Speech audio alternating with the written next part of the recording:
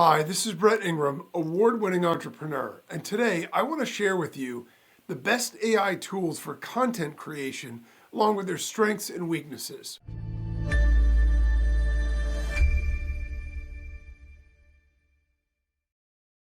So using AI for content, there are a lot of pluses and minuses about this, but the fact of the matter is, it's inescapable, the idea that AI is coming for the content marketing industry, right? We really can't ignore the idea that AI exists or pretend that it isn't going to matter just because we want to create authentic content. And so it's important to be able to figure out exactly how AI can be used, what tools should be used, and how we can use them to supplement and to increase and enhance the content that we're already creating. On the flip side of that, there are definitely some people and some schools of thought where people are trying to replace every single thing that they're doing with content created from AI. And that's a dangerous game, and it's probably not one that's really smart long term. First of all, just from a pure, just like machine element of it all, right? And just the pure dollars and cents. The fact of the matter is, AI content, for all its great like evolutions and how much better it's getting, there are also tools being devised that can determine and decipher what content was created by AI. And in fact, some platforms like YouTube are starting to roll out regulations where if all of your content is pure AI, you'll need to actually disclose that in order to make sure that your channel stays online. For people that try to skirt the system, create pure AI content, and then get away with it as their own, likelihood that bad things are coming for them. The fact of the matter is, AI is really good and can be valuable in certain contexts. At the same time, it doesn't replace us as the content creators, as the human beings, as the people behind it all. And so the real question comes down to, how do we use it? What tools should we use? And what is the best way to deploy this where it gives us the best of both worlds, right? So AI is always changing and evolving. So right off the top, like the disclaimer, right? No matter what I say in today's episode, obviously if you fast forward 6 months, a year, 2 years, the stage will probably be completely different. The standards will be different, the tools will be different, and everything about it. And so what I'm going to be talking about today, obviously, is the current state. And I'm focusing mostly on mainstream tools, the general AI engines, not so much one-off API versions of these or retail versions where people got the tool and then made some changes to it. There might be tools out there that we could pay for that will do those kinds of things. And again, those are always going to be evolving as well. And there are also a lot more AI tools than just the scope of what I'm going to cover. But I want to focus on the main ones because I think that this is important in terms of understanding sort of what direction to go in terms of using AI for our content. So AI tools for content creation can be focused on generating text. It can certainly write paragraphs and blog posts and things like that. We can create images with AI. So we could do photorealistic type images, or we could do illustration type images and those kinds of things. We can do videos at this point. There are various different video engines that are out there. The original ones pretty much just took text and scrolled it on various different backgrounds. Now there are ones where they will actually create a video, and the newest generation are actually ones where you can stage the video by saying what proportion you want, like the character in the middle to be to the background and things like that. So it's getting more and more sophisticated, no doubt. And there are other types of content as well. But here are some of the best tools in the domain, along with their strengths and weaknesses, because I think it's important to understand that too. And not just fall in love with the tool because it does a couple of good things really well, and then we need to find out that we're going to be changing tools down the road because something else is better. So the first one is the granddaddy of them all in terms of what everybody's very familiar with and understands is OpenAI's GPT-3 and GPT-4. So this is the famous engine that ChatGPT is built on. And the strengths in this particular platform is that it is highly capable of generating human-like text. So it can make it excellent for creating articles, stories, and conversational content. So if you want to be able to create blog posts, if you want to be able to create summaries or notes, if you want bullet points about something, if you want the general idea of what certain types of tools or what certain top lists of this or bottom lists of that or whatever, it can do all of those things for us. It can do the basic research, it can create it, and it can structure it in a way that's easily formatted. So it's a great tool to use as an outline generator and as a bullet maker, right? If we want to compile a list of the best whatever or those kinds of things, it's very good for that kind of stuff. It can be fine-tuned for specific styles or topics also. So if there's a particular style that you like, it can write in those styles as well. And it can also fine-tune particular topics. You can also drill down. So you can ask questions, and then you can ask additional follow-up questions, and it will give you more and more information. So it offers versatile content creation capabilities. It's very good in terms of that context. Now, in terms of weaknesses, one of the challenges that it's had is that it may produce irrelevant or repetitive content if the prompts aren't good, right? So it's linked, or the quality of its responses are linked and based on the quality of the queries, the quality of the prompts. If we put in highly specific and really qualified good prompts, we're likely to get very good answers and very good results. If, on the other hand, we put in very general things, then we're likely to get general responses. And again, if you ask it the same thing 10 times with a general question, it might reorder what it gives you, but you're going to basically get the same kinds of things. It also requires monitoring and editing to make sure that it's accurate and to prevent the dissemination of misinformation, because we don't want to be putting things out there with our name on it that's content that's factually inaccurate. For things that are vitally important that they're accurate, then it's even more important to be very vigilant about any kind of content that we get. That said, it is an effective tool. I've used it for various different things, and I know that it works. My kids say that the students in the schools now are using it as well, and so I know sometimes more than they probably should be, but they're able to use it as well for topic generation and things like that. It's a very good brainstorming tool as well for that reason. It can give you a multitude of ideas about any one particular topic, which then you could expand upon yourself. The next tool that we want to talk about is focused more on the visual elements, and that is DALL-E and Imagen, right?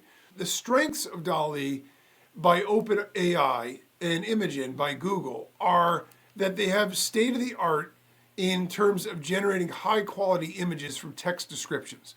One of the things that's really awesome about this is with both of those tools, what we can do is we can enter a text description and it will actually create a version of an image for us.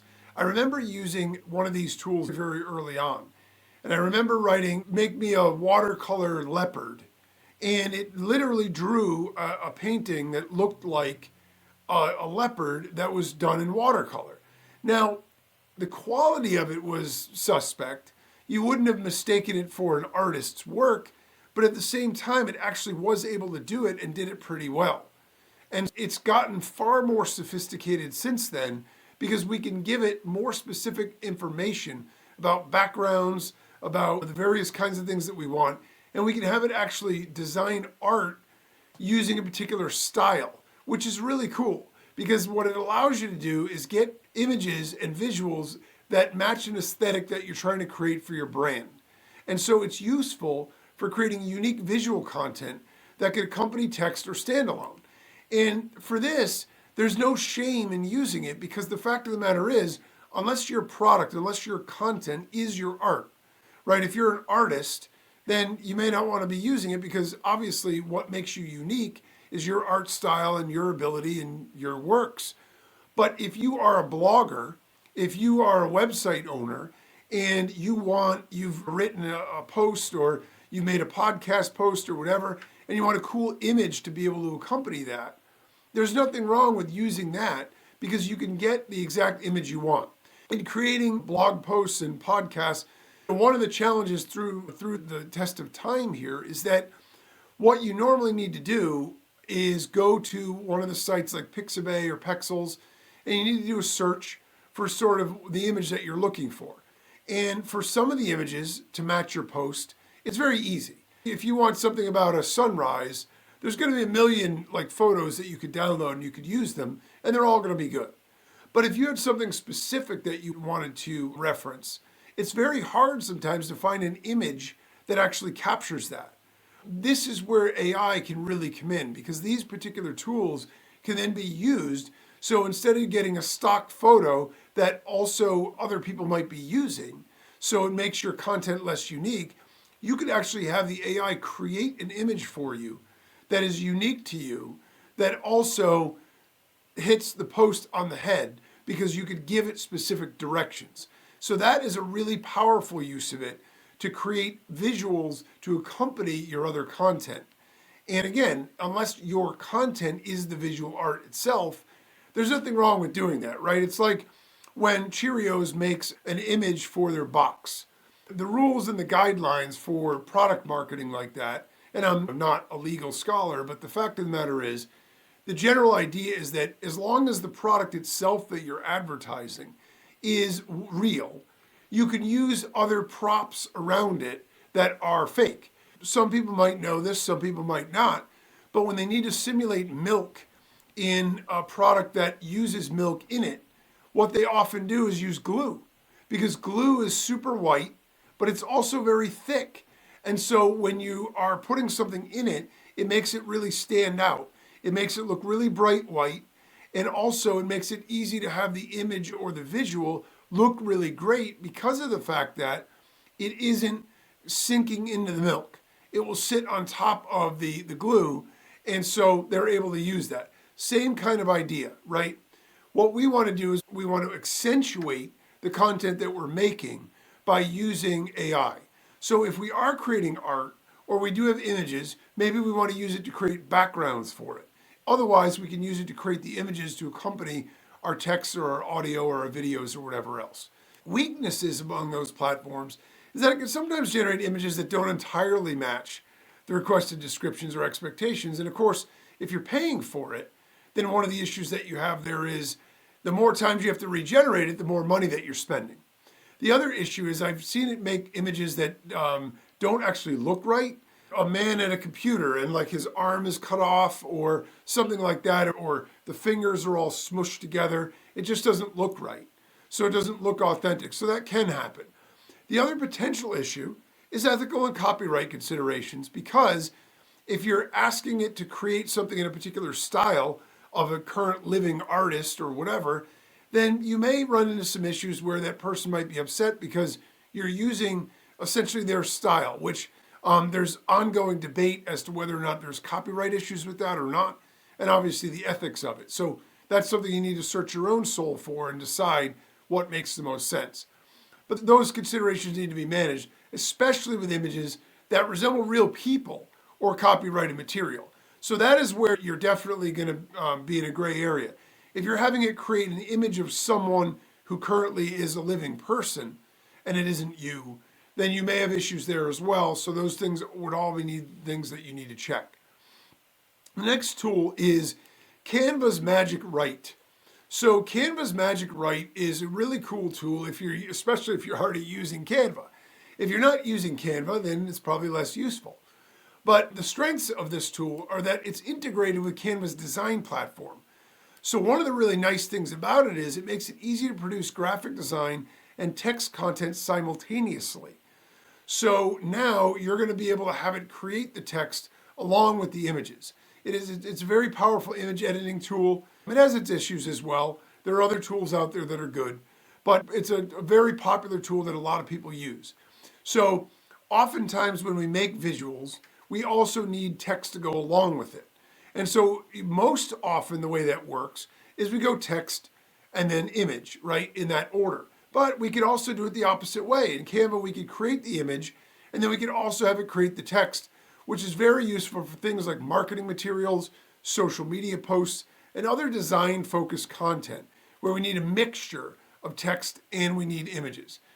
In terms of weaknesses, the text generation might be a little bit less sophisticated compared to dedicated AI text generators. And again, obviously it will evolve, but that's true. But Chat GPT-3 and GPT-4 may ultimately produce better quality content. So it just depends on how important the text element is to you, to your overall design. It also may require some manual adjustment and design skills to achieve the best results. It doesn't always format it in the way that we'd like it to actually look or appear.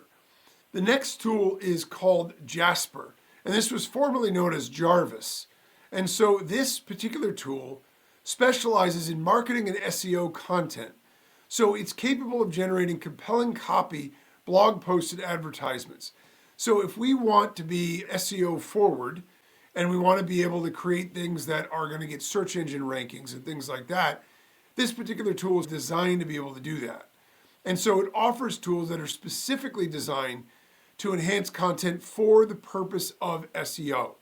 So if the idea is that we want things that search engines are going to latch onto and they're going to generate content that is has a higher likelihood of getting ranked, then that's a tool that we could potentially lean on to use.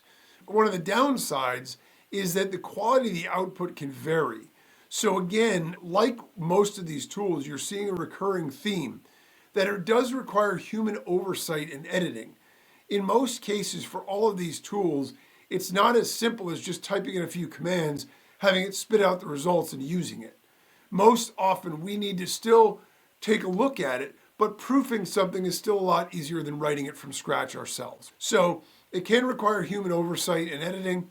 The other issue is, because it's a subscription, it can actually add up fast and be costly, especially for the advanced features and higher usage limits. So if you're using it a lot and you want to create a lot of SEO content, if that isn't a part of your marketing strategy where you have a budget for it, that may be an issue. The next tool is Synthesia. And Synthesia specializes in creating AI-generated videos. So now we're getting into the multimedia realm here, where users can produce videos with virtual avatars and synthesize voices. And so you see the mouth move, and it moves in conjunction with the words. It's not exact, but it's pretty good. These are very good for creating educational content. They're very good if we don't want to be seen on screen, to be able to make things that look like talking head videos and things like that, even though we're not actually doing it ourselves. It's very good for product demos, marketing videos, and we don't need to do the actual video recording ourselves. So if we don't want to be on video, if we don't have the equipment, if we don't have the expertise, things like that. In terms of weaknesses, it has a limited range of avatars and voices. So the more of this stuff gets created, the more sort of look-alike stuff is out there, and the more it looks repetitious. So it can affect the diversity and customization of videos. So if we're making a lot, it can also get tired and boring. It also might not fully replace the nuance and authenticity of videos featuring real people. I've yet to see an AI video creator that can make a podcast video like I can, because it's my own person, it's my own voice, it's my own inflection, all of those other things. It can do a lot, and it can simulate it really well, but people are very good at being able to tell real from art, and real still wins. These tools illustrate the diversity in AI-assisted content creation. Each caters to a different need, like text generation, image creation, design, or video production. And the choice of the tool that we're going to use often depends on the specific type of the content that we need, the level of the quality that we need, and of course the budget, because some of the tools are expensive. The takeaway here is that it's smart to use AI to help with content creation because it makes it faster and easier. But we need to be careful to use it as a tool to enhance our content and not use it to replace ourselves. Our unique voice, perspective, experience, background, and personality are the things that make us who we are and make us unique. We need to keep that authenticity and uniqueness, so when we're creating a following, we're doing it based on what's real and impossible to duplicate. That is how we can build an enduring following and brand.